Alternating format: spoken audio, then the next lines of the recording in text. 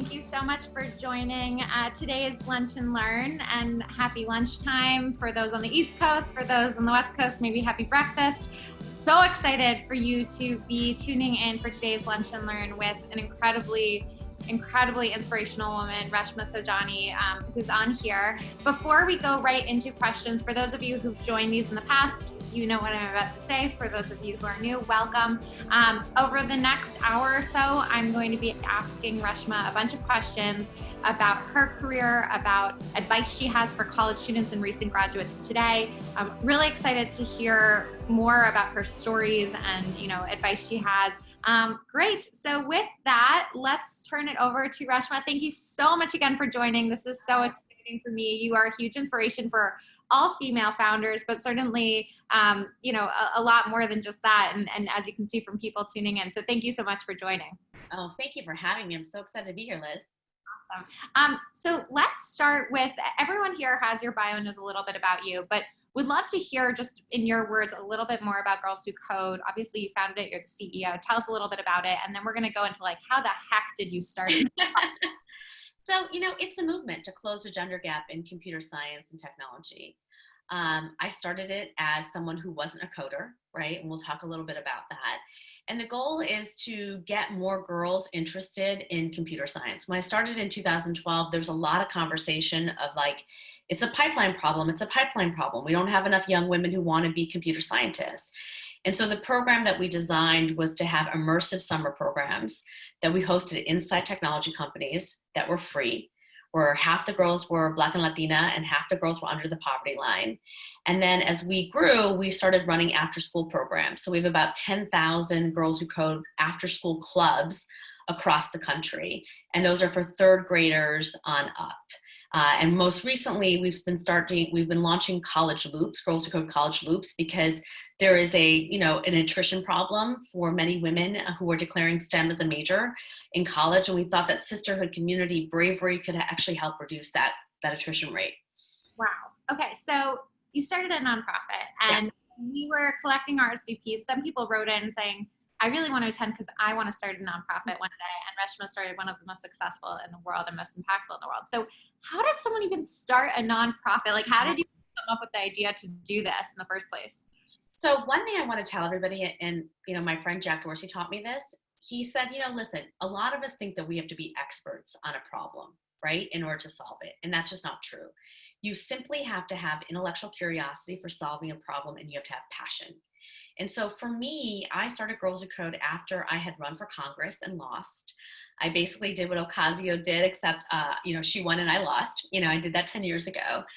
But as part of that experience, I would go into public school classrooms, and I would see lines and lines of boys wanting to be the next Mark Zuckerberg or Jack Dorsey. And I thought to myself, where are the girls?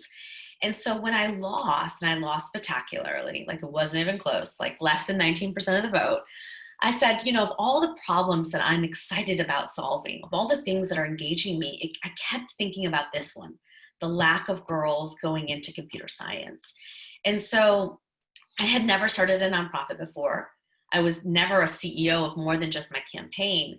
And so I just kind of started learning. So I had a day job as the deputy public advocate of New York City. And at lunch and at dinner, I would meet with smart people, teachers, people who had gotten their PhDs in computer science, educators, startup entrepreneurs, to say, how does one go about solving this problem?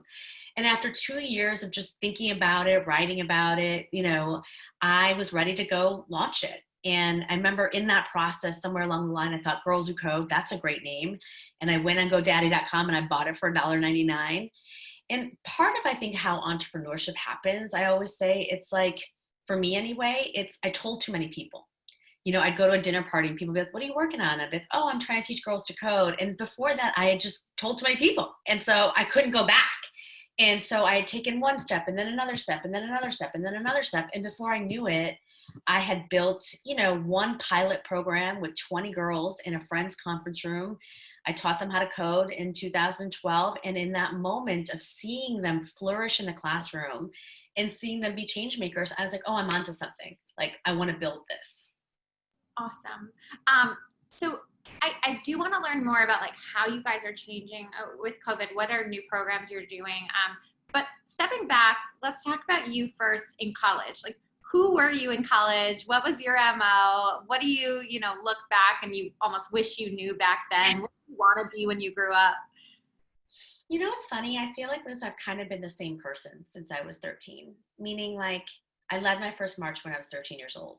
I was one of the only brown girls living in the Midwest in a very white community where there were no South Asians or people of color. And so I got harassed and teased, and my family got teased and harassed. And so I was always very passionate about, combating racism and fighting for diversity. And so, like I said, I started an organization when I was 13 called PRISM, the Prejudice Reduction Interested Students Movement. I got much better at naming organizations the older I've gotten. But that's who I was when I was 13. So when I was in college, I was an activist. I was protesting Columbus Day. I was, organizing to get Asian American studies. I was fighting against racism. I was bringing on speakers like John Lewis and, like I was the same person. And so I've always been driven by that. But I will say that when I was in college, I was this Midwestern working class girl. I went to the University of Illinois, Urbana. Nobody I knew ran for office. Nobody left Illinois. Nobody went to Harvard or Yale. But like, I wanted to get out. Like I wanted to go do something and build something. And I remember when I was in college, I had, as part of this Asian American studies trip, we had taken a trip to New York City. And I came here and I knew that the minute my plane landed, the minute I got in a taxi cab, I was like, this is home. Like, this is where I want to be. There was something about this city and the excitement of the city that really moved me. And so, I thought in college, I always wanted to run for office. I always wanted to be a public servant. I thought that I was really excited about going to law school. Like I thought I would work for the NAACP or do something in civil rights. And that would then be my path. But then after college, I took a couple of different detours. And part of what I think the cause of some of my detours was student loan debt. I graduated law school and grad school and undergrad with $300,000 in student loan debt. So instead of going to be a public servant, I decided I had to work for the man. And then I got stuck, for about a decade in jobs I hated and in a life I didn't want.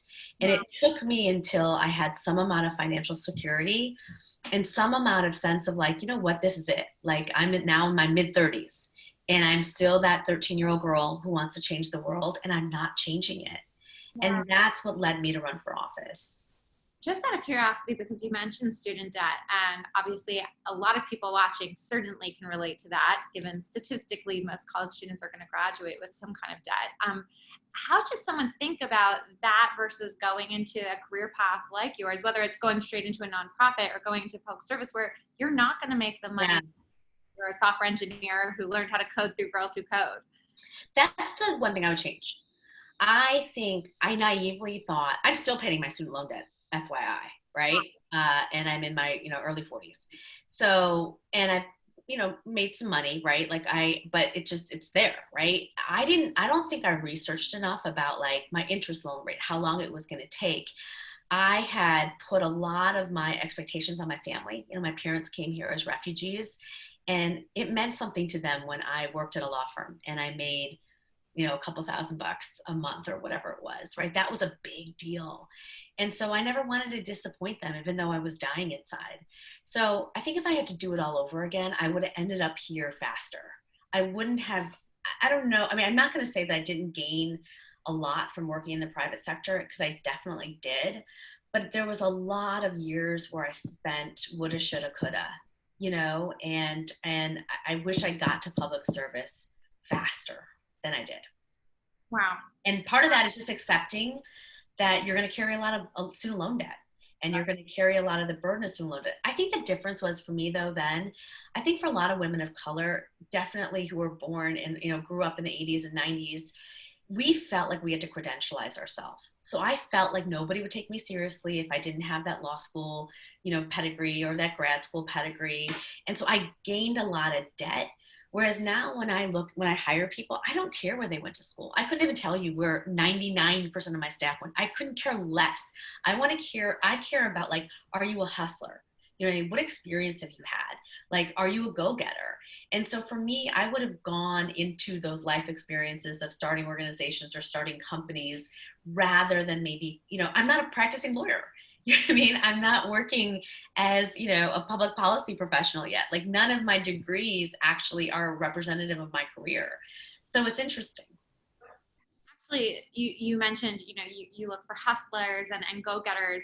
When people do intern at Girls Who Code or are maybe recent grads who just started a job there, you have a large organization with a lot of people trying to vie for your attention, I'm sure. So how does someone stand out? Like, what advice would you give to interns who are working at a nonprofit like yours? Yeah, I would say to them, first of all, I love this generation. I love this generation. Like, the things that you fight for, the ideals that you have. I mean, my generation was so much more patient. We put up with so much more shit. You know what I mean? I always joke, like, when we had babies, we would be like breastfeeding in closets, right? Your generation is like, oh no, like, where is my room? Where is my protection? Where is my healthcare? And so I love that spirit, and don't let anybody take that spirit away, because I think that there's a sense of us wanting to tell millennials to just wait their turn in line and you don't have enough experience. And I don't believe in any of that. Right. I do feel like the one thing that I want to see in people is resiliency. I always say, like, when I wrote my college application, my parents didn't even know where I was applying. They didn't read it. They didn't know what I did or where I was applying. And now, I'm one of those. You have so much more helicopter parenting, right? And so we don't allow for our children to fail and to build resiliency, I think, in the way that we need to. So, one of the things that I look for is I want, at Girls Who Code, we're a big believer in, like, failing fast. And so we'll start something and then we'll shut it down. And so it is true that your job could be something in January and it could be something else in May. And that's not typical nonprofit life. And so for a lot of people, that's really unsettling, because it's like, whoa. So, I want someone who is, I want to cultivate, that sense of, like, you want to learn, you want to fail, you want to grow, you want to develop, you know what I mean? And, it's not about necessarily being a generalist, but it's about being someone who can actually do a multitude of different things. Awesome. That's great advice. I definitely feel like a lot of people are going to probably start asking their manager, what more can I do now? So that's great. We have so many questions from the audience, so I'm going to turn it over to them after just one. Yes. Tell us a little bit about what's going on with Girls Who Code in this COVID environment. Like, what are some new programs people should know about, whether they're eligible or just curious? Tell us. Yeah. So our model was, we had summer programs that were hosted inside tech companies. We had after-school clubs that were inside schools, and we had college loops that were on college campuses. Basically, in March, everything shut down. Schools were closed, companies were closed, colleges were shut down. And so we very quickly had to pivot to making our program virtual. I think we were one of the first organizations to put something out, like we did Girls Who Code at Home, very early on. And so we immediately offered content and curriculum for kids who were at home who wanted to learn how to code. We redesigned our 7-week in-person immersive summer program to a 2-week immersive. That was virtual. We held fast to our commitment to making sure that half the girls were under the poverty line and half the girls were Black and Latina. Instead of teaching 1,700, we taught 5,000. We had girls from 26 different countries apply. We had never run an international summer program before. And we very quickly started supporting our teachers and our facilitators to move online in summer programs. And we started our college loops with doing these GWC talks, where you hear from amazing people and get advice, and we talk about kind of anxiety and the things that people are feeling in this moment and how you kind of stick with it and you build resiliency, and that how you feel like you're not alone. There's so many people that are going through exact emotions that you're going through right now. And so those have been hugely successful, hugely needed. And look, my one beef right now is that I'm really frustrated about is that we've spent more time trying to figure out how to open up restaurants and bars than we have tried to figure out opening up schools. Yeah. And we're thinking so much about technology and not pedagogy. We understandably so are prioritizing safety over equity. And so we had some time, because I think we saw this coming faster, we pivoted faster, of like, how do I build a classroom for the young student who is an essential worker, who's taking care of her brother and sister, who doesn't have Wi-Fi at home and is getting it in a Burger King parking lot, you know what I mean, down the street? How do I design a synchronous and asynchronous curriculum that is for her? And, you know, we've done that. And I'm really proud. And I think we've really built something that is first in class in virtual education for coding. And so we're just going to now build on that and continue to grow it. Awesome. Amazing. Well, we've got incredible questions from everyone watching. So I'm going to start with Isabel L's question. I'm interested in exploring the intersection between advocacy and tech. What are some ways I can use my CS skills for good? Ooh, love it. So listen, what we do is I think that girls and women are change makers. I think we see a problem, climate change, bullying, Black Lives Matter, and we want to do something about it. And I think that technology is an accelerator to social change. It should be, I should say. And we need more women with computer science backgrounds that are building the next WayUps, you know what I mean? And the next Ubers and the next Googles, because you come at it, I think, from a different sense of sensibility and a different commitment to equity, which I think is very, very, very important.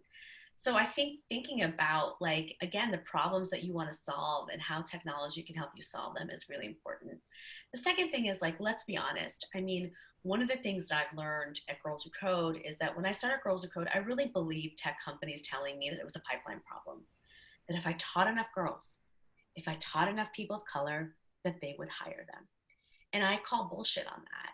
And so now we have to reinvent many tech companies who are libertarian, who think they believe in equity, and who think that all nerds are welcome when they are not. And so we need women and people of color and our allies, you know, to go and to fight and to be advocates, not just employees, and to change culture.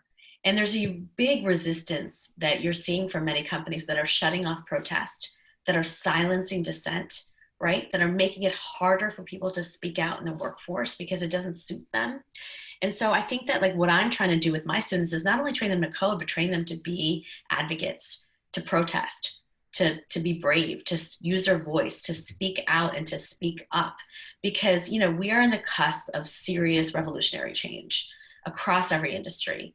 And we have the opportunity now in this disruption. I mean, think about it.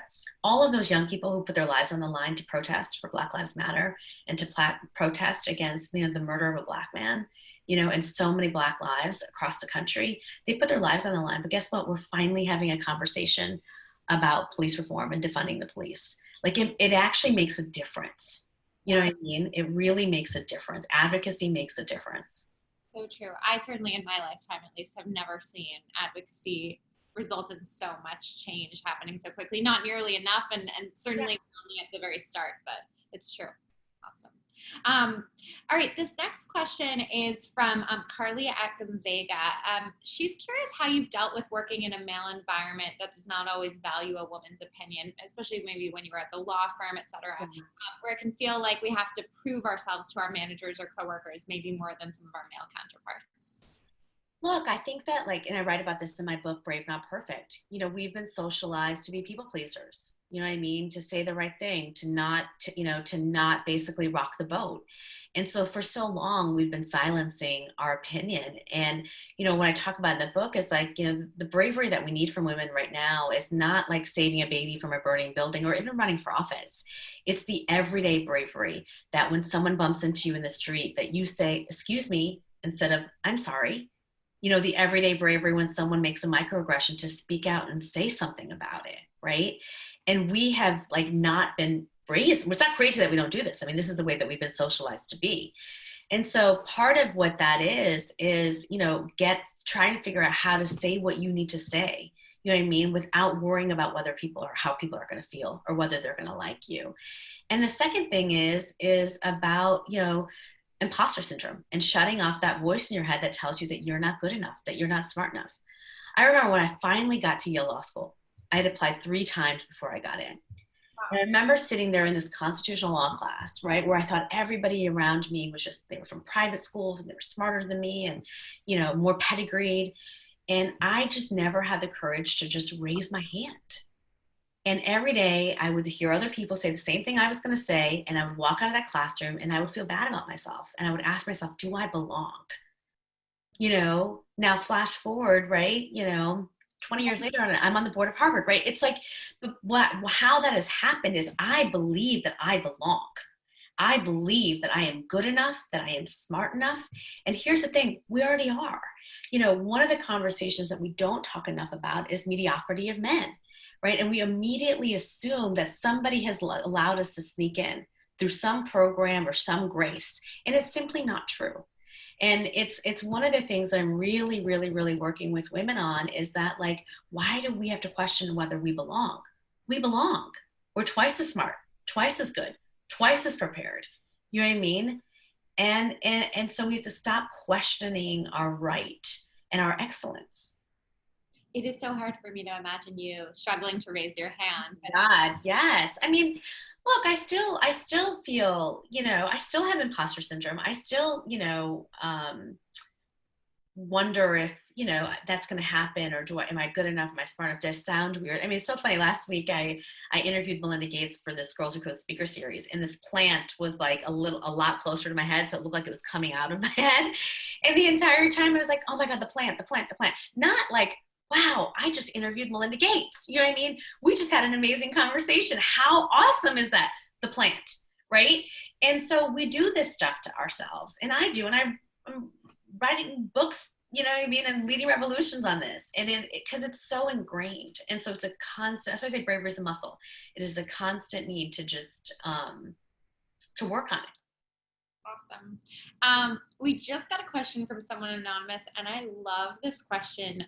You mentioned being an ally. And so someone wrote in, as a young white man starting my career in tech, how can I best be an ally to those around me? Oh, I love that question. So one of my favorite things that happened a couple of years ago is I had visited the Rochester Institute of Technology, and I was speaking to the Women in Computing Club. And we were in this conference room, and at the back of the conference room were these three white guys sitting there. And so afterwards I went up to them. I'm like, so who are you? And they said, you know, we're the men who support the Women in Computing group. They had formed a club inside a club. And I was blown away. But they said to me, look, Reshma, we know that women in our field have it harder than us. And so when there's a microaggression said in a classroom, we speak up. When we go to an interview at Google or Twitter and we, you know, hear about how the process is going to be, we come back and we share that information. You know what I mean? We recognize that women have it harder, and we are going to fight for them. See, that's the type of allyship. I mean, I was also speaking at another technology company, and I remember this guy, he raised his hand. He said, you know, for so long, I had thought that women were in this room because of affirmative action. And then I started working with them, and I realized the struggles and the benefits that I had because of my gender and my race. So there's this awakening and awareness happening with men, which is why I think it's so powerful. And so, you know, again, like, you know, be that ally, speak up against that microaggression, recognize your privilege. If somebody makes a comment that's inappropriate, don't change the conversation. Say something. And I know for many men, that's hard. It's not, you know, we live in this very bro-y culture, right? Where you gotta, like, you know, be a man and like, you know, say crude things. And we have to change that culture. You know, the other thing I tell young men is that, you know, men speak up 80% more in meetings. And so the dynamic that's happening when you're in a college classroom and you're looking at your female peers, it's not that we don't have something to say.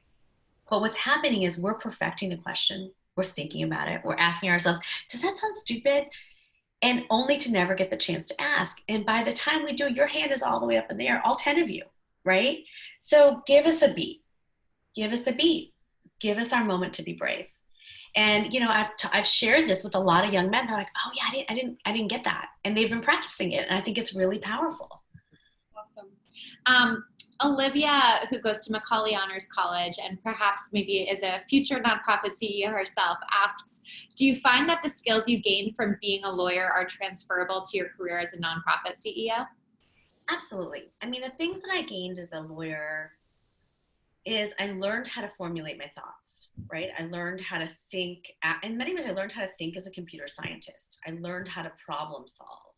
And so even in this moment of COVID for the organization, I'm like, okay, what are all the variables? What are all the things that are going to happen? What are the decision-making points? How do I approach this with taking out my own personal bias and objectively from two different positions and thinking about how I solve problems? And I think that the legal, you know, I think being a lawyer really helped me.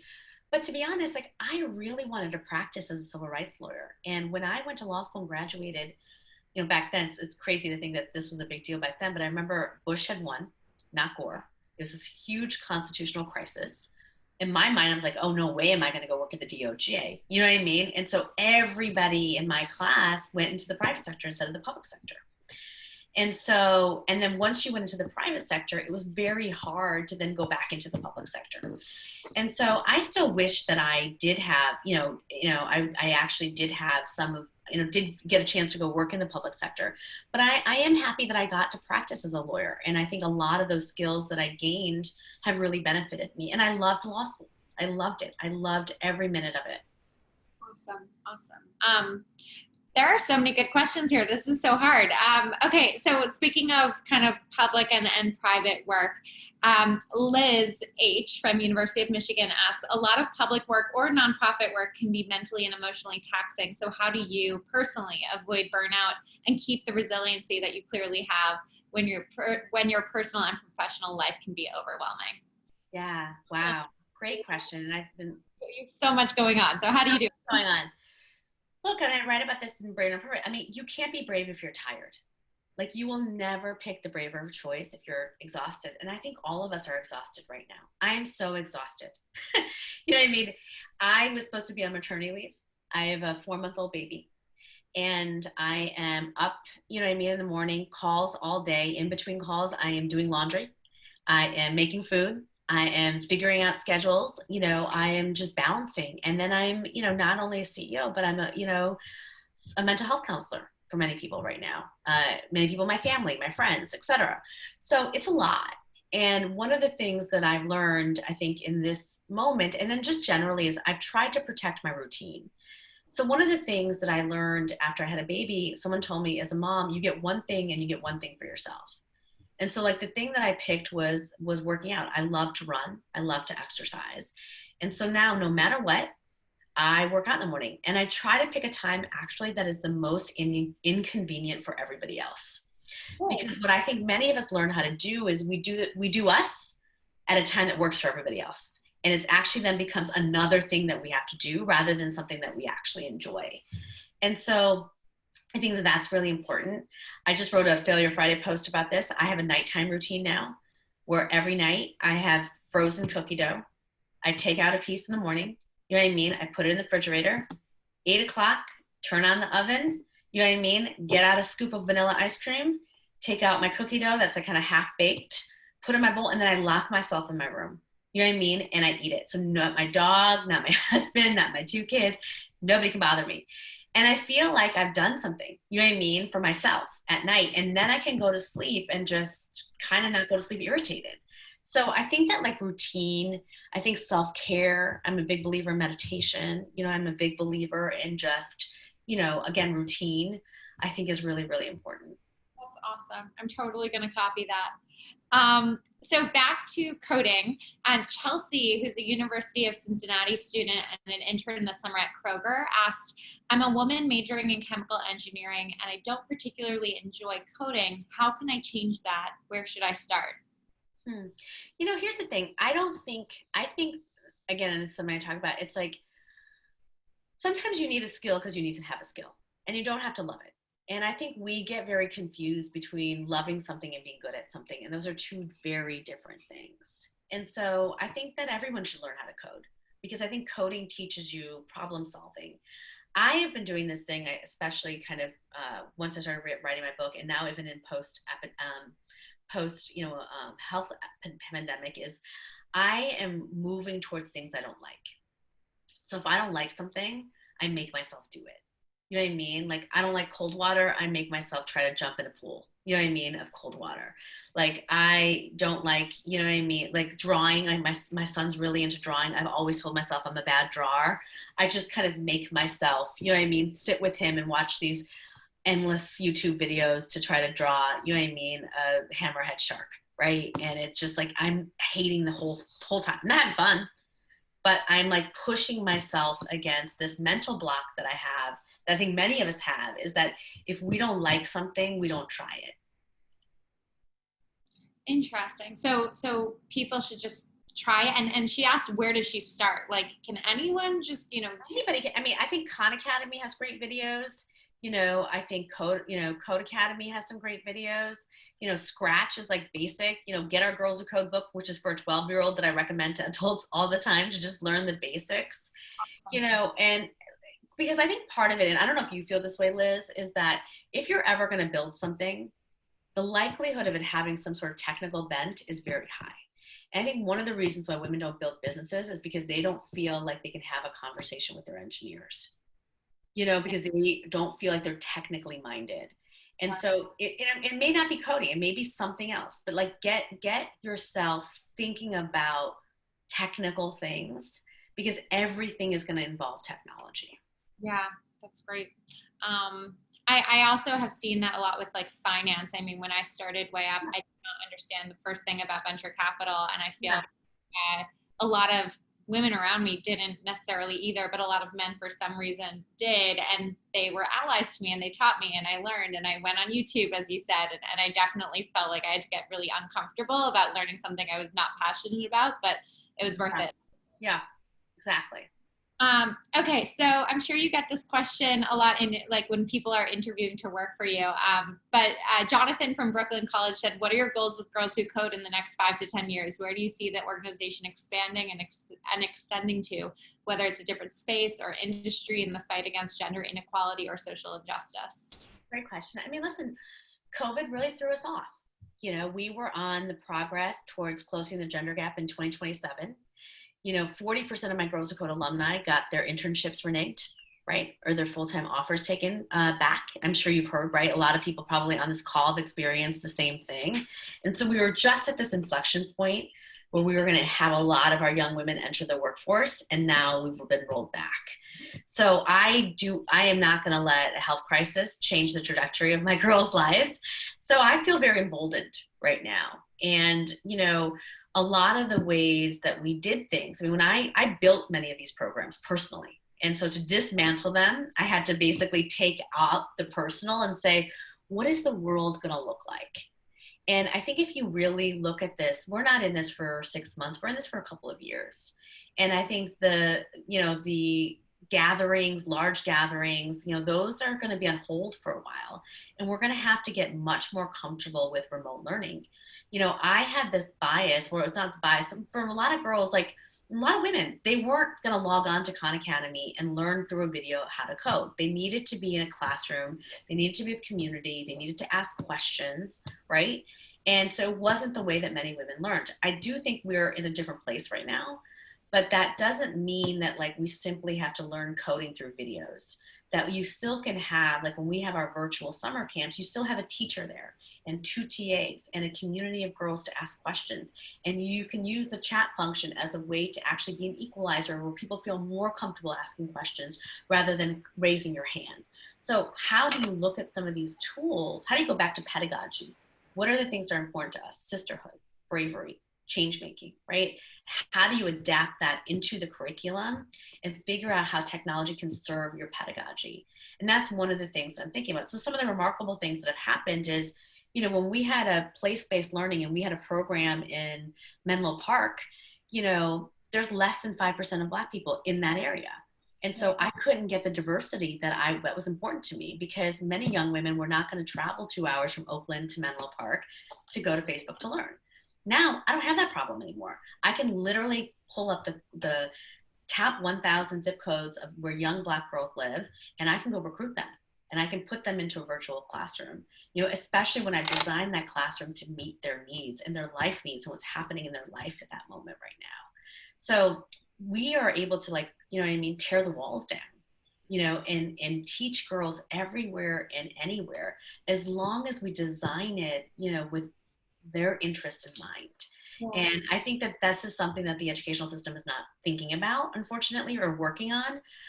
But organizations like us, organizations like you, can absolutely think about, how do I serve the most underserved, in this moment? And how do I get them the skills to compete in the 21st century? Especially, we're going to have the largest unemployment we've ever seen. Yeah, it sounds like you really are pivoting so quickly and just taking advantage of the scale that this all can bring you. That's incredible. Yilin Z, and I'm sorry to Yilin if I mispronounced your name, but asked, I'm also working on a nonprofit project myself. How can you please share how a nonprofit can be financially sustainable? Do you think equity crowdfunding is a viable approach? If you figure it out, let me know.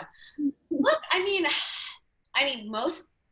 think there's some numbers that say 60 to 70% nonprofits in COVID are going to crash. Wow. Yeah. I mean, it's not a great time for charitable giving because from corporate's perspective, they feel like there's a tightening of the belt. High net worth individuals are giving less, and many foundations are operating like venture capitalists where they're doubling down on their existing portfolio. So it is a tough time to be a nonprofit. I do think to what Gillian is, what Yellen said, I do think that the opportunity is, I think that though the human race is becoming more charitable and thoughtful about where they want to give and how they want to support and how they want to lift communities up. So I do think that, getting back, figuring out how you can do low dollar fundraising and mass low dollar fundraising, I think is a huge, huge opportunity. Awesome. And just a tactical question. Someone said, what was the coding book that you recommended from Girls? Learn to Code, Change the World. And it's under it's Reshma Saujani. You can find it on any book place. Awesome. Great.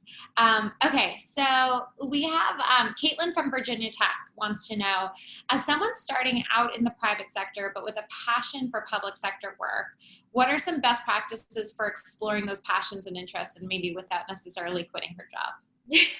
So listen, life is long. Life is long. I've had 12 different careers. You know what I mean? I've literally had 12 different careers. I worked in finance. I worked as a lawyer at a law firm. I worked in government. I was a candidate. I started a nonprofit. Like I've had so many different careers. And, the thing to me is when it's time to go is, when it's Sunday night, like for me, Sunday nights, I love going to work. Like I love what I do. And for most of my life, I hated what I did. And Sunday would roll around and I'd want to drink that second glass or third glass of wine and just crawl back into bed because I didn't want Monday to come because I wasn't feeling fulfilled. If you feel that way, it's time to go. It really is, because while life is long, life is short. And if you know what your purpose is and you know what you want to do, get to it is what I would say. But that being said, in my need to kind of put a dent in my student loan debt, I always had a day job and I had a night job. Always had a night hustle. Always had something I was working on, something I was passionate about, something that I was that was furthering my public purpose. And so, find your night hustle. Find your night hustle. And recognize that wherever you're in this moment right now, that might not be forever, but what's the skill set that you want to learn? What's the thing that you want to gain and from that experience? That's really important. And then, move on to the next thing. Wow. It's so tough. Just responding to your advice, it's so tough because I also have a lot of friends right now who are maybe extroverted and feeling drained from just sitting in front of Zoom all day. And so sometimes they're calling me and saying, I don't know whether I'm just burnt out and over my job or if this is a COVID thing and I'm just simply burnt out of this Zoom work. Out from Zoom. I mean, they say, right, the time difference it takes from what you're saying. That's why I don't do videos anymore unless it's this. All of my meetings are on the phone. Really? Audio, yeah, because I don't feel as drained. Try it. You're not as drained as you are when you do videos because there's a time lapse. So my brain is actually taking more time to process. The other thing though, I was watching David Brooks gave this graduation speech as advice of what to do for young people right now. And there were a couple of things that he said that really resonated with me. He said, the first thing is now is not the moment to figure out your life. Now is not the moment to be what should I do with my life? Now is the moment for just a time pass. This is simply a time pass. And so it is the moment to rest, to sleep, to breathe, to exercise, to work on your mental health, because your only quest in this moment right now is to just stay alive. You don't have to make any major life decisions right now. But to the extent as you are sitting there and you are thinking about like, what do I want to do over the next 5 years? What is my calling? I think the calling to everybody is quite clear. Like, you all have inherited, we have left you a broken and divided nation, a broken and divided nation. And so whatever you do, wherever you're working, whether you're working at McKinsey or you're working at Google or you're a college student or you're starting your own company or you're a teacher or you're an artist, whatever you do, do something to help heal people. Do something to make the world just a little bit better. Do something to like take out that anguish and that hate and that violence out of society and orientate towards healing, love, faith, and grace. And that's really what, I think is so important right now, in this moment. I just got the goosebumps. Wow, that's awesome. Great. So we have someone who's actually more curious about advice you have for students who are learning to be teachers. So someone who goes to Touro College, HT, is asking how at Girls Who Code you're keeping your students engaged, and are there programs in the summer as a club for college student teachers with high school teachers? They're just trying to figure out, how to keep people engaged and what they can do to connect with others. Yeah. So we're doing a ton of stuff with teachers right now, and check out girlswhocode.com. We're engaging teachers over the summer to get them to launch their Girls Who Code clubs. And look, I think a lot of teachers are burnt out. We've expected a lot from them, and they are definitely like the heroes, of this moment, right? I think the other thing is like right now we've been trying to figure out how do we make it so easy for you? Like, how do we build technology where everything is just press of a button, you get a video, here's exactly what you do. Because I think like a lot of people, we don't have a lot of mind share to kind of figure things out, and so I think that is incredibly important. I think the third thing that a lot of people are focused on is like, how do I establish a relationship with my student before the classroom begins? Right? Like, how do I, because there isn't that touch, that feel, that hug, that thing. So like we had, what we wanted, scheduling office hours beforehand to meet every student and to figure out kind of what they need individually. One good tip that we got that you're kind of doing and I'm kind of doing is like, think about the background that you have when you're doing Zoom. When you look, if you're looking at someone's mansion or their fabulous mahogany desk and like their 1,000 pictures, you're distracted, right? And so if we're thinking about equity, like how do we just have a blank screen, and how do we just have a lot more white and just a lot more equity, right? How are we thinking about using the chat function of Zoom to actually encourage more conversation? But, I think, again, there's a lot that we're asking from teachers right now to basically show up in this moment. And it's very challenging. Yeah. Awesome. So we have a lot of people who want to start nonprofits one day. So I'm going to combine a few of their questions. Do it. And I think the gist of the questions are like any mistakes that you made early on that you can just tell them don't make, that are kind of blanket advice for people who want to start it, and like any advice for someone who actually wants to get started sooner than later. Yeah. So I think the first thing is I didn't start Girls Who Code thinking I wanted to build a movement. I literally started Girls. I think it's always better to figure out bite-sized. I did one pilot program. I handpicked 20 girls. I put them in a classroom and I taught them how to code. And then I learned from that and said, okay, what is this in? So I think sometimes we set the dream so big that we then talk ourselves out of it. I'm all about big dreams, but like if you test out your idea, then you're like going to learn and then you're going to do it. But if you make the opportunity so unmanageable, you're going to talk yourself out of it. So that's like the one thing that I would absolutely say. The second thing I learned, and I think a lot of us have learned this kind of in this space, is that, Girls Who Code is fulfilling a function for many companies. 90% of our funding comes from corporates. And we essentially we place girls in jobs, so it's not necessarily charitable giving, but it's like opportunity. Like we're helping fulfill and fill your workforce. I thought people were a lot more charitable than they are, and I think that recognizing that if you want to solve a problem, who is solving that problem going to benefit, right? And how do you build a financial model that's going to account for that? One of my big things I try to do every year is try to build a model where we're bringing in our own revenue. You know, I have a very big mouth, as you know, and I want to say what I want to say about the world. And, you know, whether it's this administration, whether it's a company who I don't think is behaving properly. And so, you know, I would say like last year, we lost several $1,000,000 because of my positions that I would take again. And so you don't ever want to be beholden to anybody, especially when you're trying. So, you know, when, as you think about starting a nonprofit, ask yourself, is it a nonprofit or could it be a for-profit? Right? Is it something, does it have to, even if you're doing something that is about making the world a better, I mean, Girls Who Code could have been a company, you know, had I thought of it that way when I started it. And I could have had wealthier girls subsidize the fees for poorer girls. But I didn't know that that was even something I could do, right? And so I think we have to, but nonprofits are incredibly hard to sustain, and I think are becoming harder to sustain. Now that doesn't mean that you shouldn't do it, but that means that you should, the financial model that you have and how you're, you know, I always say like every year, Girls Who Code now is a 20, 22, $23 million organization. I get no multi-year grants. So every year I strap my babies to my back and I raise a new $22 million.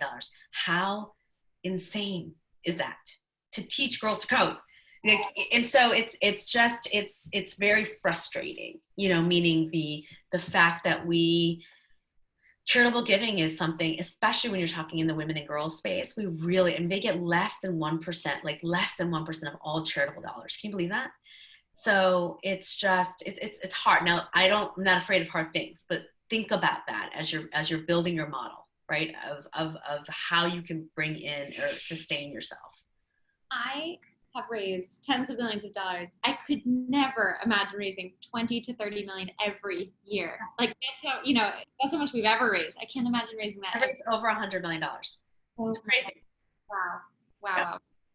Actually, before I go on to the next question, and I think we have time for one or two, you mentioned you started off with that small group. What was the aha moment you had where you kind of said, okay, this is worth turning into something real that I commit full-time nonprofit. This is the rest of my life or the next 10 years. Yeah. So I very much remember it. I had invited my friends in from the New York Immigration Coalition. And the goal that day was to build an app or tool to help DACA students. And I remember watching these kids and the ideas that they were coming up with and the tools that they were building. And this light bulb went off. And I said, you know what? Even though they didn't elect me and I couldn't go to Congress to make a difference, maybe I can create a generation of young people who will and who can. And that was when I decided, oh, we're scaling. We're taking them, like we're taking this, like we're doing this, like we're going to build a movement, because it was just so clear that when you gave girls the opportunity to code, that they were going to solve our most pressing problems. Wow. And Benjamin C. at Brigham Young wants to know what's the most, I'm sure you can't choose the one, but what is one of the most inspiring stories you have heard as an outcome from Girls Who Code, just speaking of, you know, this? Oh my God, there's so many. I mean, there's so many. You know, I had a girl in my first program who built an algorithm to help detect whether a cancer was benign or malignant, you know, 16 years old. I had a student recently, you know, started 3D printing PPE equipment for medical workers in New York. You know, I had a student who was 17, youngest woman to get a patent at the University of Pennsylvania, built a microchip. So when you put it in a gun and it goes off in an area like a school, it alerts the police.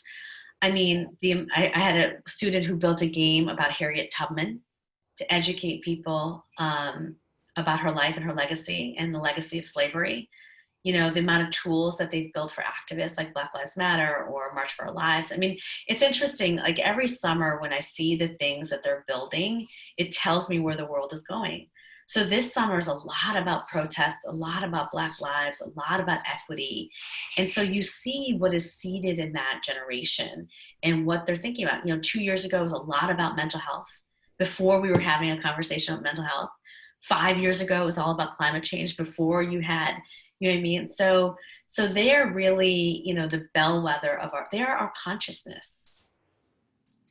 Wow. Awesome. I'm like dissecting everything you're saying because I feel like there's a million more questions. But we only have maybe 4 minutes left. So instead of diving into more questions on that, I want to end with what I think is probably top of mind to a lot of the people watching right now, who are people of color, especially women of color. Preeti, who's a software engineering intern at Rapid7, asks, and I think a lot of people probably have this on their mind, how do you respond to people who feel as a woman, I only get opportunities to fill in the diversity quota of our company or any place really, and not because I actually deserve it? I tell them to shut up. And that's not true. I mean, look, the conversation that we need to have out of this moment is about unearned white privilege. And as you know, and I know, there's a lot of mediocre white men running around, and they don't ask themselves, and nobody asks them, do you deserve to be here? How did you get here? Are you good enough? But for some reason, women and people of color, my black and brown sisters and brothers, are constantly being made to feel like they don't have a right to be in the room. And that is the conversation. And that is the third rail right now. We don't want to have a conversation about white privilege because of white fragility.